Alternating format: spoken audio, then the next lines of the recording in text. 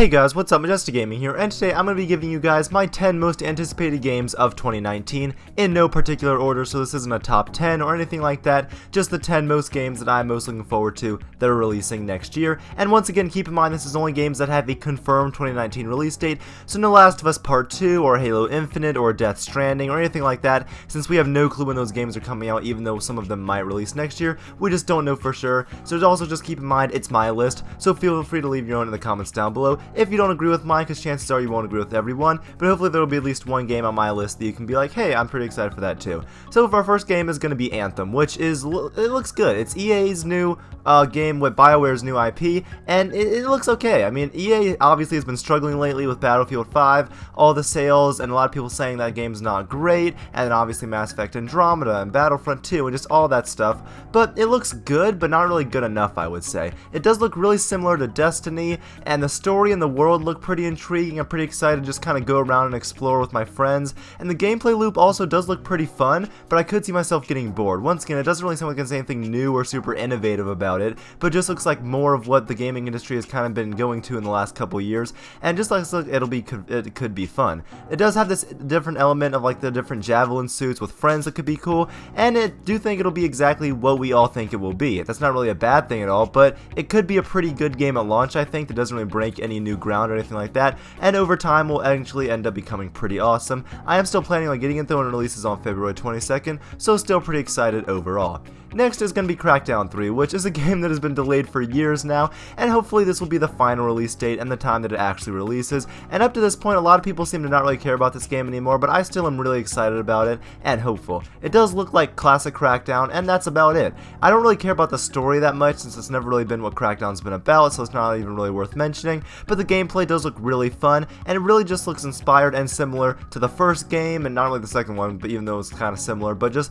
the first game and what that did really well, the sandbox element with different orbs and just how much fun you could have. The world just looks fun to explore and interact with, especially in co-op. I'm super excited about that. And of course, one of the biggest aspects is all the cloud-based destructibility that's maybe present in all the modes. We're not really sure, but we've just been seeing it for years now, ever since 2015 Gamescom, I believe, and it just looks insane. Being able to destroy these giant towers with your friends and have it just all run smoothly, apparently on the cloud stuff. Obviously, we don't know if that's actually going to transfer to the final launch of the game, but from what we've seen, it seems like that's what it is going to be. I'm just really excited. It makes this game stand out in a pretty crowded market of open world sandbox games that the market's currently at right now. It also has all these new additions like the PvP multiplayer Wrecking Zone, which I at least want to try, even if it's not something I'm super into and really buying the game for. And overall, I really hope the game is good, fun, and worth the wait for Xbox's sake, since obviously this year wasn't too great for them, and really this whole generation hasn't been. And I will at least be playing this game on Game Pass when it releases on February 15th.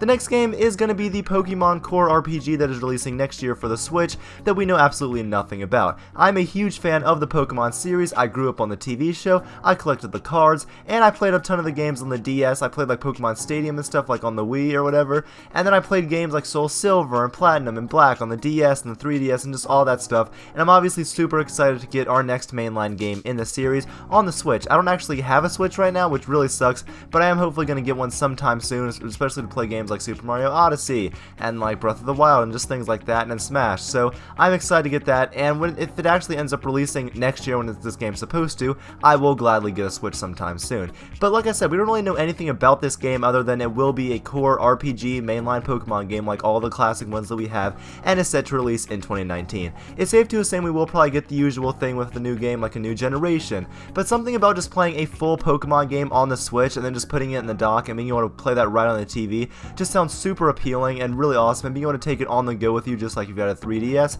and then plug it right into your TV and play a console core RPG Pokemon game is something that I've wanted for years now, and I'm really excited to finally be able to do that, hopefully when this game releases.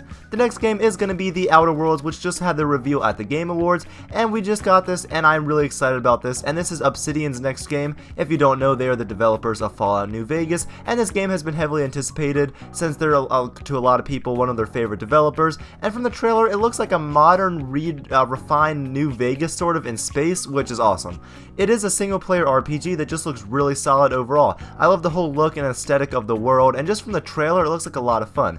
From a consumer standpoint, they also have things like no microtransactions, and really there's just not much for me to say overall because we've only had the one trailer and that wasn't too long.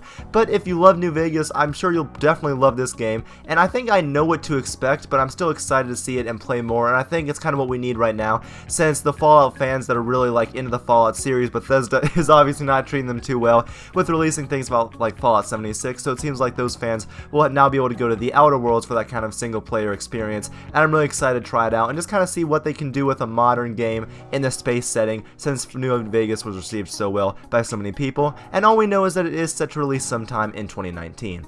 The next game is going to be Star Wars Jedi Fallen Order, and this is another EA Star Wars game, but this one actually sounds promising.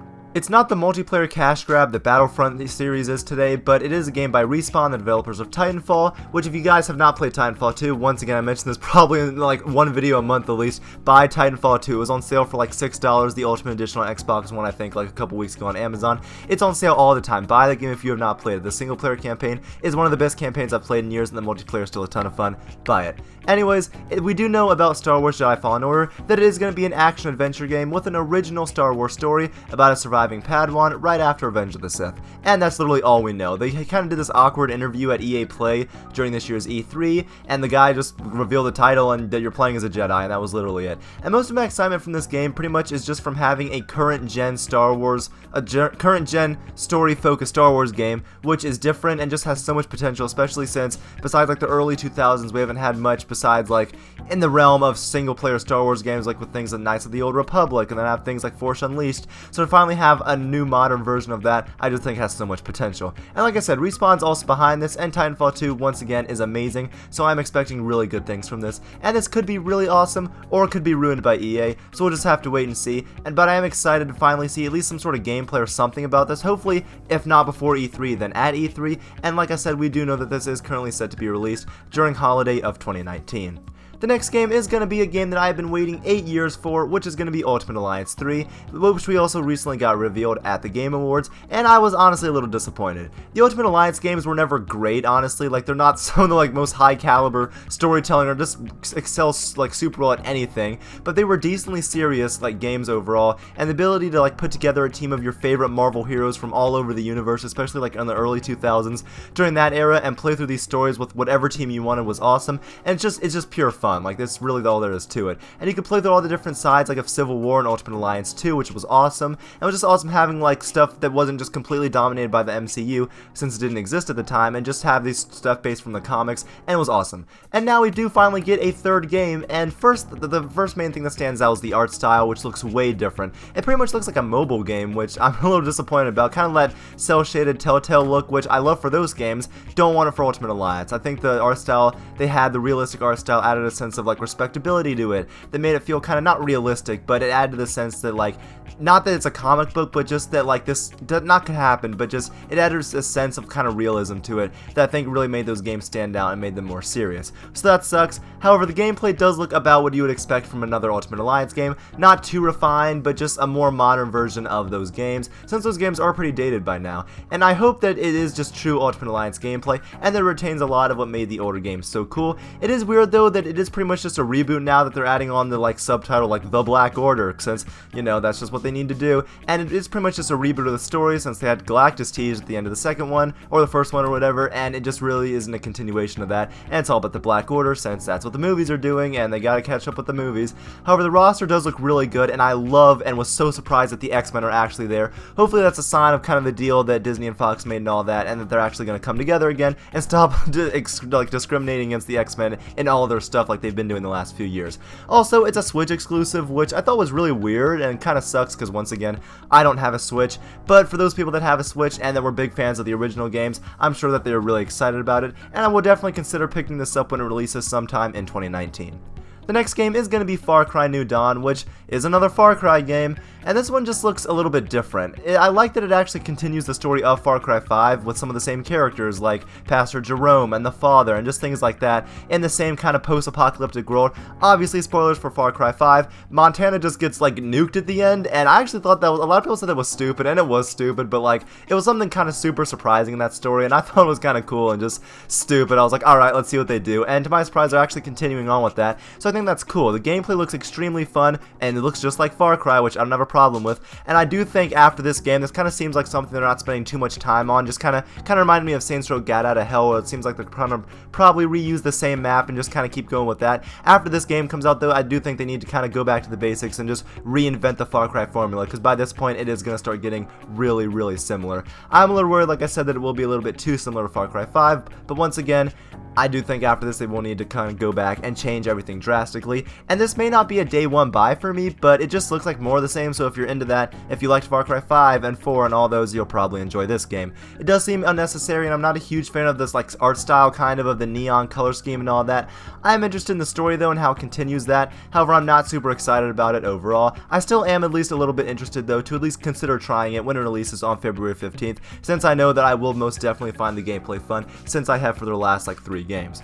The next game is going to be Skull and Bones, and Skull and Bones is a game we've been hearing about for years now. It was supposed to come out in 2018, then it got delayed to 2019, and this once again is Ubisoft's new IP that is pretty much just all the pirate elements of Black Flag, the 4th Assassin's Creed game. And this is another game that's pretty simple, and the naval combat just looks really fun in it, and I really love the look of it overall. The idea of having these massive pirate fights with your friends and other players online is a cool idea, and visually it looks beautiful, and I'm just pretty interested in all the different customization available.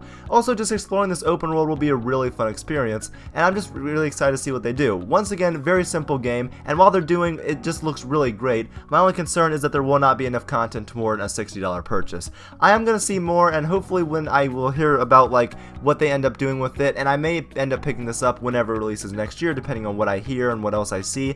But at this point, I am excited for it. I think the gameplay is going to be really good overall, and I think everything in the game is going to be good. I just don't think that there will be enough in that game to really warrant a $60 purchase for me to see if it'll be enough fun for me and my friends to play over and over and over again. We'll see though, and I will plan on picking it up when it releases sometime in 2019. And the final game is going to be Mortal Kombat 11.